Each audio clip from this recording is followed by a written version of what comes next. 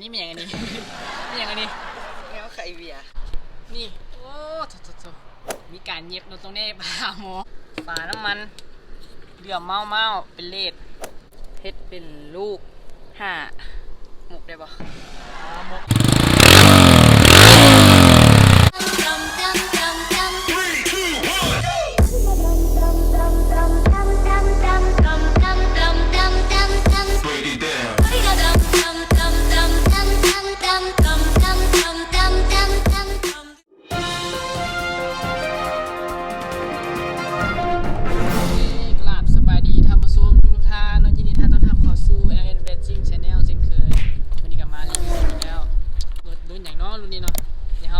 พบกับเจ้าของรถกันเลยเนาะสบายดีซื้อจอนนี่เนาะอันนี้แมนสอบถามน้องว่ารถรุ่นนี้เป็นรถรุ่นไหนเวฟ110เนาะเวฟ110รุ่นเก่าเนาะน่าจะเป็นรุ่นเดียวของลิโอเนาะโอเคเบิ่งพอประมาณกันเนาะเราจะมาให้น้องเริ่มไล่อะไรแต่งจากนี้เนาะอันนี้เป็นการเบรกของอย่างบ่ฮู้ราคาประมาณ 35,000 เนาะโดยราคาแว่นเป็นของซูโม่เอ็กราคา 55,000 แว่นเดิมเนาะราคาด้านล่างไล่เป็นน็อตทอง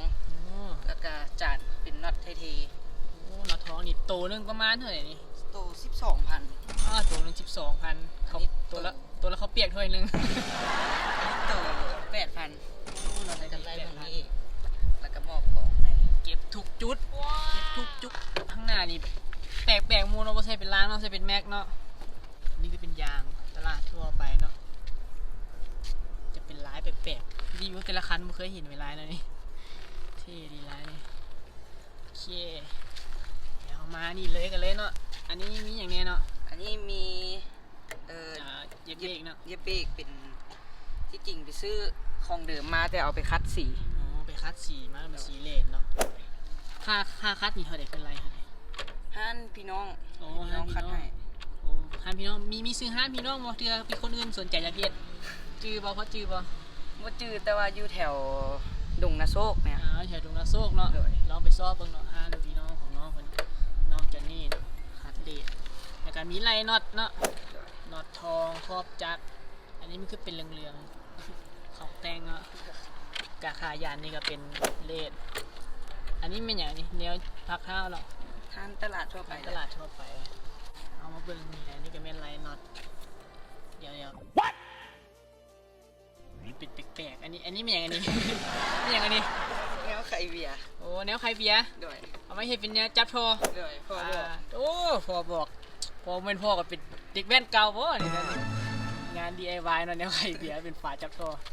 สุดยอดลายแล้วก็ท่อนี่ท่อเป็นของอย่างเนาะท่อเป็นของเว็บ100S เว็บ100Sเนาะท่อพาเปิดเนาะงานตลาดทั่วไปแล้วก็ไล่น็อตไทเทเนาะเดี๋ยวท่อเขาจะมาฟังตอนท้ายคลิปเนาะแล้วก็ซกนี่ก็ซกเป็นของเดิมเอาไปคัดคือเก่าคัดคืออันนี้เนาะชุดนี้เนาะคัดเป็นสุดเลยเนาะแล้วก็แม็กหลังเป็นของแมเลซิ่งเนาะเลสซิ่งแล้วก็ยางดูโลยางข้างหน้าข้างหลังนี่อยากต่างกันเนาะเพราะว่าออกโตน้องข้างหลังต้องใส่ดูโลเดี๋ยวมันปีนน้องมาแล้วก็อันนี้เนาะขอบป้าย 35,000ด้วยสีไทเทเนาะแล้วก็ไล่น็อตอีกเนาะน็อตนี่น็อตทองทีนี้ข้างHC เนาะยังมือใหม่อยู่มือใหม่บ่เป็นยังเนาะคอยฮัดไปอันนี้ก็ไล่น็อต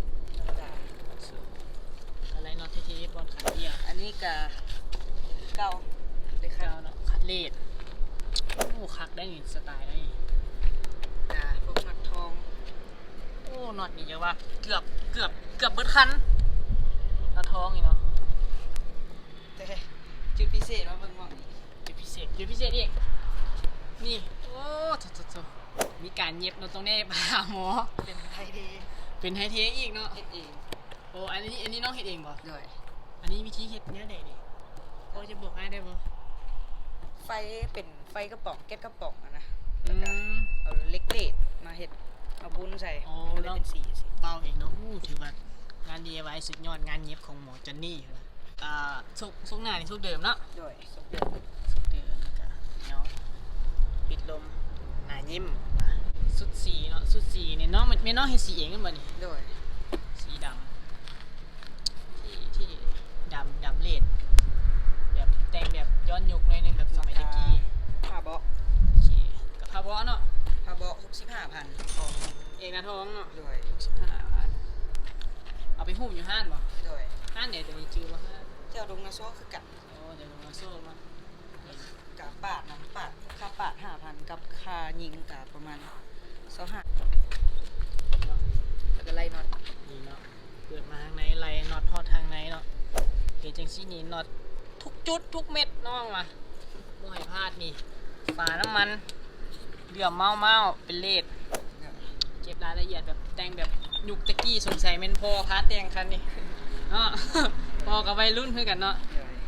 นี่อันนี้ก็เป็นน็อต สวิตช์ไฟขอทาง ไฟมีไฟขอทางอีกแล้วโมธรรมดาคันนี้สีกับสีดำและส่วนเครื่องรถเดี๋ยวน้องได้เฮ็ดเกี่ยวอยู่กับจักรป่ะ เฮ็ดเป็นลูก5หมุกได้บ่ อ๋อมกอ่ะใส่มกได้มีอันไหนบอกได้ก็บอกอ่ะ ลูก5แล้วล่ะ โอเคละล่าเนาะ แล้วก็สปริงคาร์2ตัว มันจะมีค่า2ตัวแคมเคิร์มนี่ไว้ใส่เนาะ อ๋อ ไว้ใส่เนาะมกแบกก่อนนะ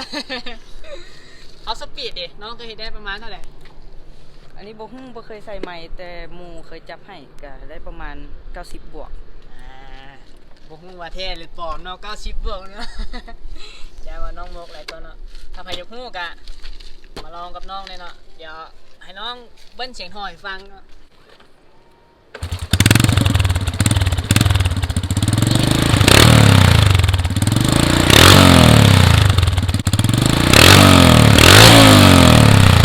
โอเคเนาะถ้าผู้ใหญ่สนใจอยากแต่งรถแนวน้องหรือว่าหาห้านซุปเป็นคัดเลดบ่นี่เนาะก็ถามน้องได้เดี๋ยวจะให้น้องทีมว่า Facebook เนาะ Facebook น้องซื้อหยังเนาะ ชื่อจอห์นนี่อิกิ จอห์นนี่อิกกี้เนาะเดี๋ยวขึ้นแทงข้างเนาะปึ๊บนะถ้าว่าอยากลองอยากรู้ว่ารถน้องแฮงจังไดมัน90แท้บ่นะทักหาน้องทาง Facebook ได้เลยลองกันได้เลยว่าเพิ่นว่ามันปิดไว้มกไอ้เนี่ยต้องการแน่นอน90บอกแล้วเนาะ เลย การขอบใจน้องจอห์นนี่ที่สละเวลา เลยเข้าใจ มาให้เฮารีวิวรถมื้อนี้เนาะ เลย วันนี้ไอริซิ่งก็ต้องขอลาไปก่อนเนาะจังได๋ก็ฝากกดไลค์กดติดตามแล้วก็กดแชร์ให้หลายเนาะแชร์ไปหลายเนาะผู้ใดอยากให้รีวิวรถให้ก็ทักมาหาได้เนาะทาง Facebook ส่วนตัวหรือว่า Facebook Fanpage เนาะวันนี้เราก็ต้องขอลาไปก่อนเนาะมี่เนาะบ๊ายบาย